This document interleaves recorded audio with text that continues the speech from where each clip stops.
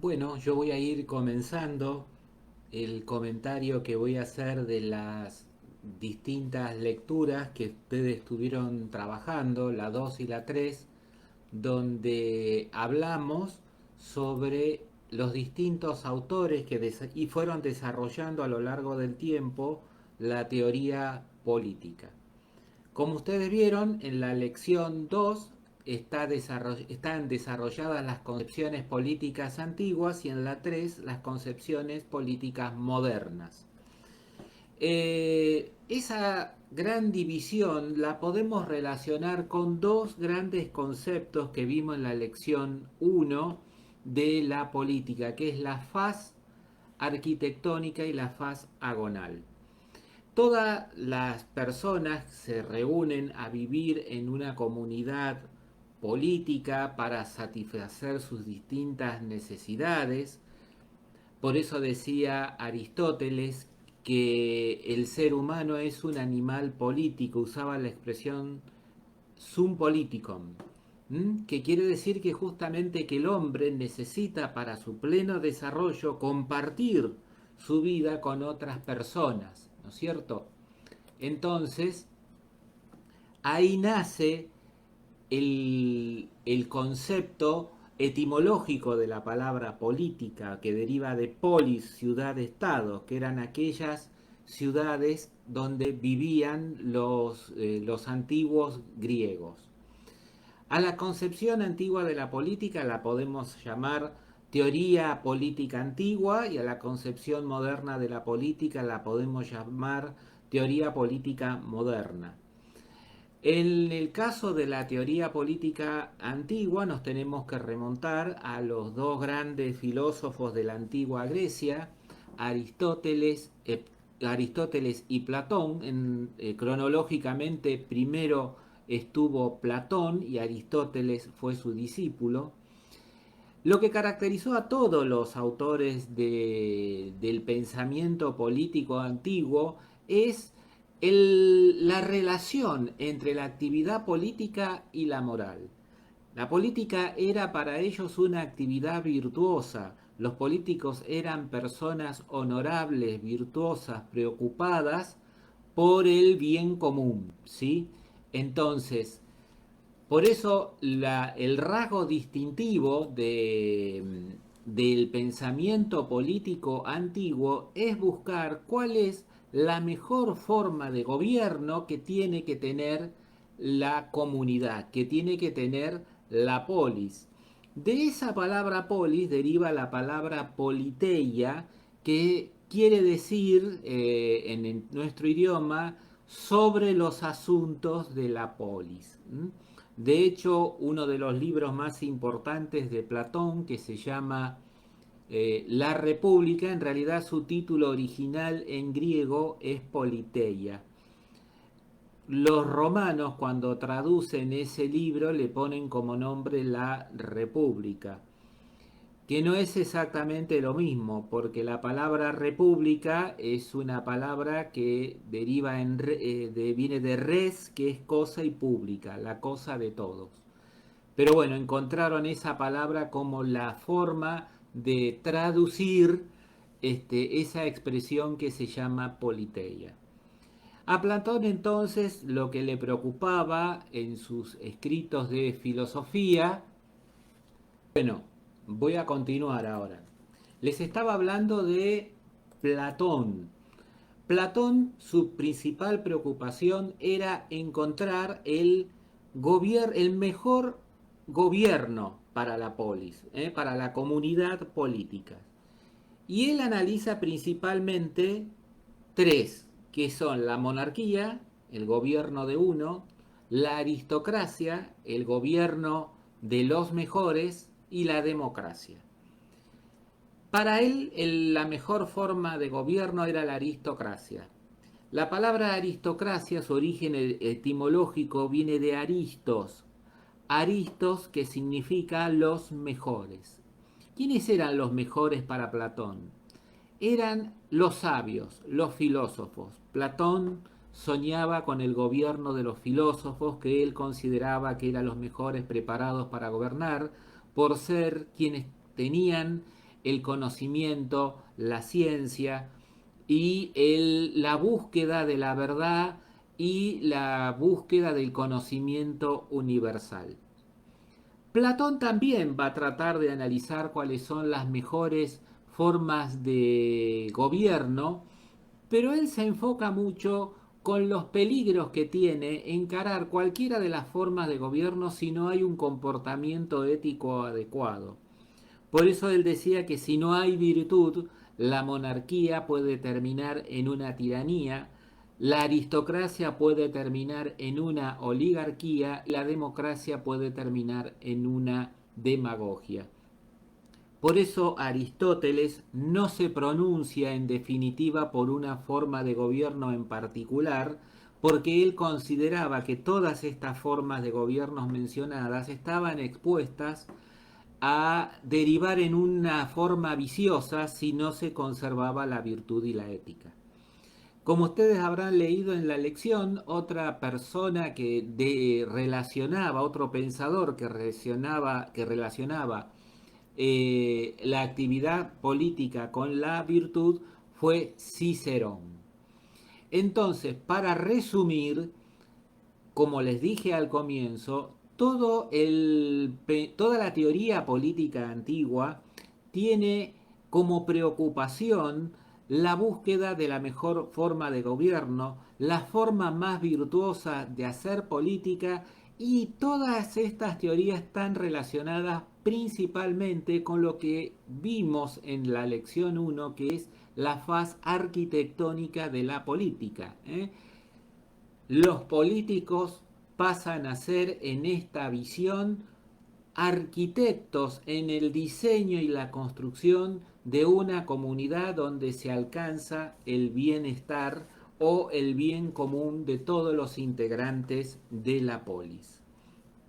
Pero esto va a cambiar sustancialmente cuando llegamos a la Edad Moderna.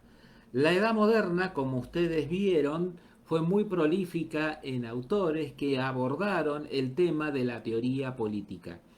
Y sin lugar a dudas, el padre de la ciencia política tal cual lo conocemos es Nicolás Maquiavelo, un autor del siglo XVI, que es absolutamente rupturista con todas las concepciones de las que les acabo de hablar. Maquiavelo principalmente lo que hace es separar la moral de la actividad política y se enfoca claramente en la faz agonal de la política, es decir, en la lucha por conquistar y conservar el poder. Él escribió varios libros, pero el libro más importante, donde más minuciosamente describe todo esto, es el libro que se llama El Príncipe, donde ahí describe qué es lo que debe hacer el príncipe para llegar al poder y para conservarlo. Para Maquiavelo se llega al poder a través de la virtud propia o a través de la virtud de otros. El príncipe no debe dudar, si es necesario para conservar el poder, en traicionar a aquellos que lo ayudaron a llevar al poder. Una frase muy conocida de Maquiavelo es cuando decía que el príncipe debía contar con buenas leyes, pero también con buenas armas, porque así donde no haya buenas armas tampoco habrá buenas leyes. Y otra frase muy conocida de Maquiavelo que dice que a los hombres hay que conquistarlos y si no hay que eliminarlos. Como ven, la mirada de Maquiavelo sobre la política es muy cruel, y de ahí viene esa expresión de lo maquiavélico, como aquel que con tal de conseguir su objetivo no tiene ningún tipo de escrúpulos. En el siglo siguiente encontramos a un autor que se llama Hobbes. Hobbes escribió un libro que se llamó El Leviatán. El Leviatán era un personaje, un monstruo, con el que Hobbes trata de personificar al Estado. Él consideraba que la naturaleza humana era mala, que los hombres lo único que querían también era buscar su bienestar a toda costa, y por eso él usaba una expresión muy conocida de donde dice que el hombre es el lobo del hombre. Entonces se desata una serie de luchas que la única forma de ponerle fin es poniendo a alguien que esté por encima de todos los seres humanos y que imparta orden en primer lugar y justicia. Y ese monstruo es el Estado, que él lo personifica a través del Leviatán. De la mano de Machiavelli y de la mano de Hobbes y otros autores como Baudin, que yo no se los puse en la lección, pero también fue un autor muy importante en lo que se llamó después el absolutismo, se fueron desarrollando justamente por toda Europa las monarquías absolutistas, hasta que en el siglo XVII, en el siglo XVII, aparece un autor llamado John Locke, que se lo considera el padre del liberalismo económico, porque justamente, perdón, el liberalismo político, después vino el liberalismo económico de la mano de Adam Smith. Entonces Locke fue el pionero del liberalismo político porque él señala que a ese poder del Estado hay que ponerle un límite, porque los seres humanos tienen derechos naturales que el Estado debe respetar. Por eso se lo considera a Locke como el gran autor que reivindica los derechos individuales.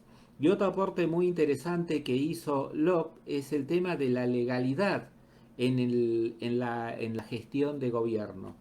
Él sostenía que el rey debía subordinarse a la ley, y si el rey no se subordinaba a la ley, al pueblo le cabía el derecho de rebelarse. Esto último es muy importante porque es un concepto que influyó en los autores de la Revolución Francesa: Voltaire, Rousseau y sobre todo en un autor que fue el abad Sieyès, cuyo folletín, que se llamó ¿Qué es el tercer estado?, fue un elemento ideológico muy fuerte para impulsar lo que después fue la Revolución Francesa. A comienzos del siglo siguiente al de Locke, o sea, en el siglo XVIII, aparece la figura de Montesquieu. Montesquieu tenía una gran preocupación por el tema del gobierno absoluto, y ahí él esboza lo que se conoce como la teoría de la división de poderes. Y ahí propone la división de poderes en tres funciones, tal cual nosotros las conocemos ahora: la función de sancionar leyes a cargo del poder legislativo, la función de gobernar a cargo del ejecutivo, y el poder judicial teniendo la misión de aplicar el derecho. Esta división de poderes ustedes la pueden ver obviamente en nuestra Constitución y en la mayoría de las constituciones modernas. Montesquieu fue un autor que influyó mucho en los autores de los Estados Unidos, que aprovecharon esta teoría para después elaborar la que se conoce como la supremacía de la Constitución, donde obviamente la Constitución Nacional está por encima de todas las demás leyes y que ninguna ley que contradiga la Constitución puede aplicarse. Este tema lo vamos a ver más en profundidad cuando veamos sistemas políticos y constitucionalismo, pero les doy un pequeño adelanto. Bueno, después tenemos a autores como Rousseau, que nos trae la noción de contrato social, el contrato social que hacen todas las personas que viven en una determinada comunidad, y todas esas personas que integran el pueblo generan lo que él llamaba la voluntad general. Y esa voluntad general todos los integrantes de la comunidad la deben obedecer. ¿Mm? ¿No es cierto? Bueno, finalmente tenemos, o vieron ustedes en la lección, la figura de Marx. El aporte de Marx es un aporte que está relacionado con la realización de la revolución para romper con la explotación de quienes detentan el capital contra el proletariado. No voy a ahondar mucho con eso porque este autor, su principal enfoque fue hacia los temas sociales o económicos. Tal vez tuvo más influencia autores marxistas como Antonio Gramsci o como Edward Bernstein, que es considerado el fundador de la socialdemocracia. Bueno, voy a aprovechar para comentarles lo que vamos a ver a partir de la semana que viene. A partir de la semana que viene nosotros vamos a hablar de sistemas políticos, los distintos sistemas políticos, y después vamos a hablar de los factores de poder.